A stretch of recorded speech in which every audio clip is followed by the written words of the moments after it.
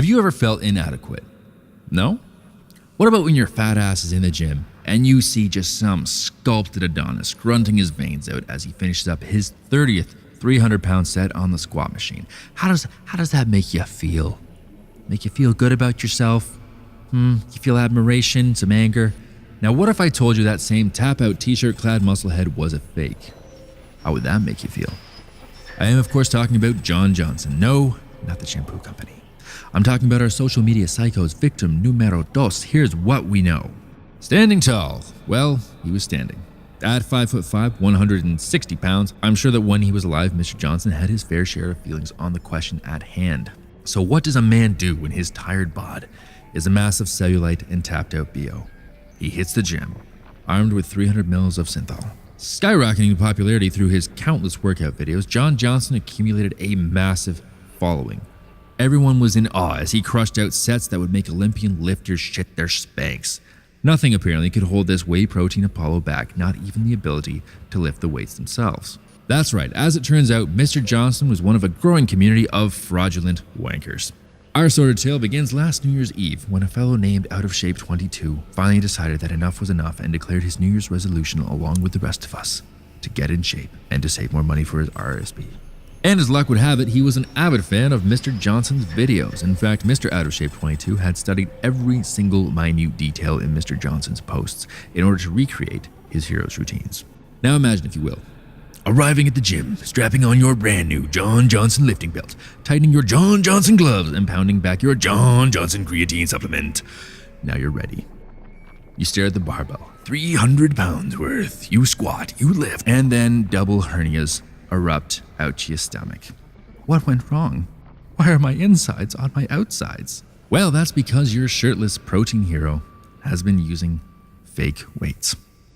On January 7th at 11:35 a.m., Mr. Out of Shape 22 posted his proof from a hospital bed of Mr. Johnson's subterfuge, and the moment that it hit the net, the outrage was instant and immense from his fan base. People unfollowed his account by the thousands, sponsors dropped him, and his reputation was reduced to mere tatters. Only that isn't what happened. While Mr. John Johnson was hit with a veritable barrage of accusations and questions from former fans and media outlets, he continued to rack up followers. His online store exploded as vanity cranks around the world ordered up the fake weights en masse, pulling John Johnson out of the shit soup he had found himself in and rocketed him into the rarefied, verified status. And this is where IK comes in. See, at this point, she was still a rumor, a next-gen slender man with Photoshop skills, but the internet, as the internet does, had already begun to spin stories and theories, and spurred on by his lack of punishment, some of Mr. Johnson's former fans even tried to summon her in retaliation to what they saw as his betrayal. I'm sure that most of these comments were made in jest, and even if they were serious, the odds of IK following through this early in the game were small. But whereas Mr. Johnson continued to rake in subscribers, IK began her very own campaign of audience engagement. On January 9th, IK began posting on Mr. Johnson's social media through various dummy accounts, first only replying to those crying out for his death at her hands. Comments like +1 like equals +1 kill and your wish is my command, signed IK. At first, no one took the comments seriously, and as they began to get increasingly more cryptic, most people lost interest. That is until January 12th, when user JohnJohn69, no relation, an eager fan trying to clear Mr. Johnson's besmirched name, posted a picture on social media that absolutely lit up the internet.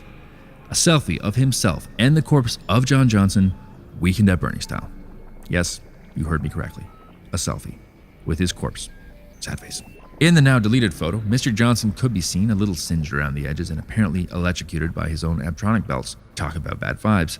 Now, was the selfie in poor taste? Absolutely. Was it a little funny too? Absolutely. Hashtag too soon. Now, unfortunately, this is where the facts get muddy. Fan interference, as it was called by the police, mostly botched their investigation. Not much could be garnered from the crime scene, as by the time the police arrived, it had already been trampled by dozens of morbidly curious social media users. And for those keeping score at this point, that makes us IK2, Police 0. So what can John Johnson tell us about IK? My theory is that perhaps she has a certain kind of moral code behind her madness. I don't think she did it because she was asked to.